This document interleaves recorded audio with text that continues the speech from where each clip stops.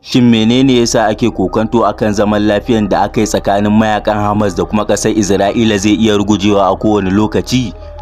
Bari mu tattauna akan wannan. Rundunar sojan ƙasar haramtacciyar ƙasar Isra'ila sun zargi mayakan Hamas da kai harin bazata izuwa kan sojojinta, wanda bayan nan kai tsaye suka mai da martani izuwa kan muhimman wajaje da suke Rafa a cikin Gaza. Amma fa an yi renin wayo a wajen nan, saboda kamar ni da kai ne bayan mun yi faɗa sai aka yi mana iyaka, sai na zarge ka da cewa kai ka jefe ni da dutse kawai saboda na fi ka kuɗi. Amma ba damuwa, Allah na gani. Bari dai in ci gaba da karanto muku rahotannin. Jarida mai suna The Times of Israel ta rawaito cewa a ranar 19 ga watan Oktoba, wato ranar 7 ga cimma yarjejeniyar tsagaita wuta, sojojin IDF sun kai manyan harare zuwa muhimman wajaje da suke Gaza a Rafa. Sa'annan kuma rundunar ta IDF ta ƙara da cewa ta hangi mayakan Hamas sun fito daga ramukan da ke cikin ƙarƙashin ƙasa a yayin wani lamari da ya faru a bayan Rafa. Amma fa rundunar ta IDF zai iya zama na ƙarya suka yi ma mayakan na Hamas saboda ba yau suka fara ba.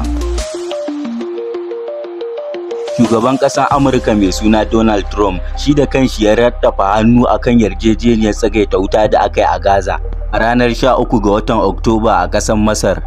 Sa'an nan Hamas ta miƙa dukkanin fursunoninta da take rike da su da kuma sauran gawawwaki a matsayin yarjejeniya. Sa'an nan ƙasar Isra'ila na ci gaba da neman mayakan Hamas da su mayar da sauran gawawwaki, sa'an nan su miƙa dukkanin makaman da suke rike da shi, sa'an nan su miƙa wuya. Amma fa insha Allah abin da ba zai taɓa yiwuwa ba kenan har abada, kuma mu za mu yi nasara insha Allah. Assalamu alaikum jama'a, barkanmu da wannan lokaci. Muna tallata muku sabon shafinmu mai suna AB Hausa TV.